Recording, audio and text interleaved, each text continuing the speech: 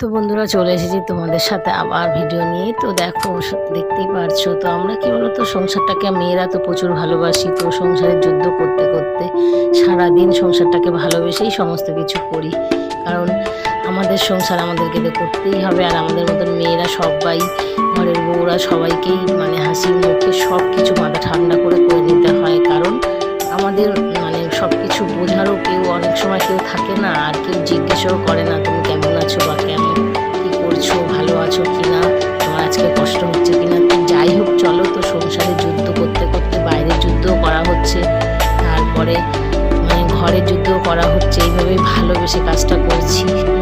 তো দেখতে তো পারছো যে মাছগুলোকে ধুয়ে টুয়ে ভালো করে মাখিয়ে রেখে দিলাম। আর এখানে দেখতে পাচ্ছ একটু গামলায় করে ভাত বসিয়েছি, কারণ অল্প করে আজকে একটু ভাত করবো। এই হাঁড়িতে করলাম না, একটু গামলায় করে ভাত করছি। তোমরা কে কে গামলায় করে ভাত করো আমাকে অবশ্যই কমেন্ট করো।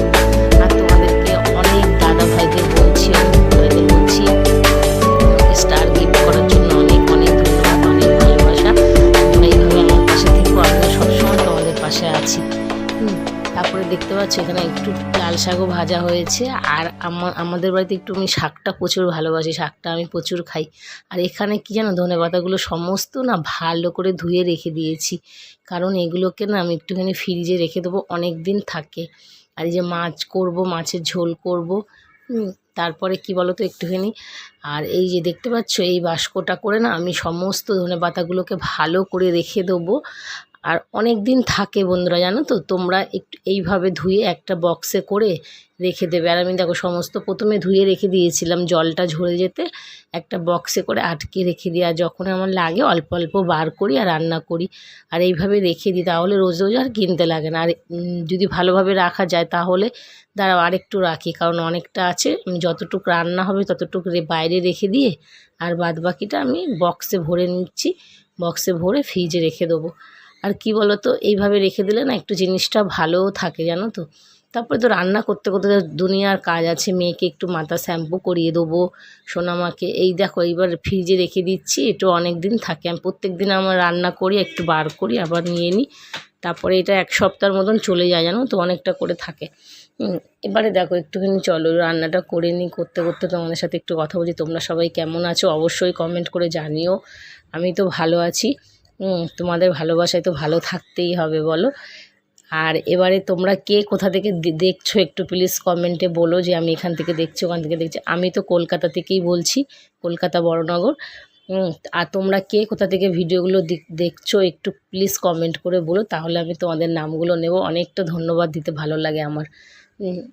এবারে দেখতে পাচ্ছ এখানে এবারে রান্নাটা করে নিচ্ছি। আর জানো তো টমেটোটা ভালো করে ধুয়ে নিচ্ছি। এখন জানো তো বন্ধুরা, টমেটোর গায়ে না দেখবে অনেক পোকা মাকড় বিষাক্ত জিনিস কামড়ালে না, সেটা ভিতরে ঢুকে গেলে, পয়জন হয়ে গেলে মানুষের অনেক রকম প্রবলেম, রোগ হচ্ছে। তার জন্য বারবার টমেটোটা ভালো করে আমি দেখো দেখে নিচ্ছি, পুরো প্লেন আছে কিনা, কোথাও ফুটো আছে কিনা, কোথাও কিছু কামড়ানোর দাগ আছে কিনা।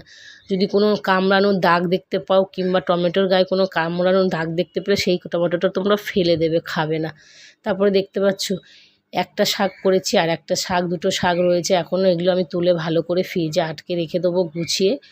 আর এখানে একটু লেবু আছে আর কলা আছে। এগুলো কি বলো তো, এগুলো হচ্ছে কমলা লেবু না, এগুলো হচ্ছে কি জামিল লেবু, কমলা লেবুর মতন দেখতে। তোমাদের দাদাভাই তো বুঝতে পারে না, ওই জন্য কমলা লেবু আনতে বলেছি, কিন্তু কমলা লেবুর জায়গায় এই কমলা লেবুটা নিয়ে চলে এসেছে।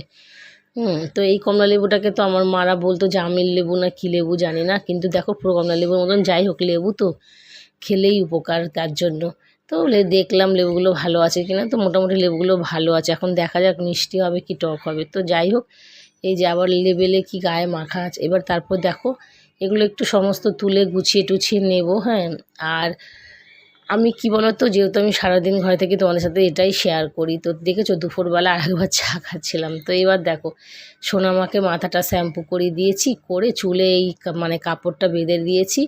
আর চুলটা শুকিয়েছে কিনা আমি দেখছি হাত দিয়ে। আর সোনামা এখানে কি করছে বলো তো, ওর স্কুলের প্রজেক্ট করছে। এই যে প্রজেক্টগুলো, এই যে বিদ্যাসাগর, বিবেকানন্দ এদের নিয়ে একটা প্রজেক্ট করতে দিয়েছে, সেই প্রজেক্টটাও সোনামা একাই করছে। আর সত্যি কথা বলতে আমার সোনামাকে না দেখতে হয় না, মাঝে মাঝে আমি একটু আসি ও কী করছে সেটাই দেখি, বাট ওর স্কুলের কাজ সমস্ত প্রজেক্ট বলো যাবতীয় কাজ আমার সোনামা নিজেই করে নেয় গো, একাই করে।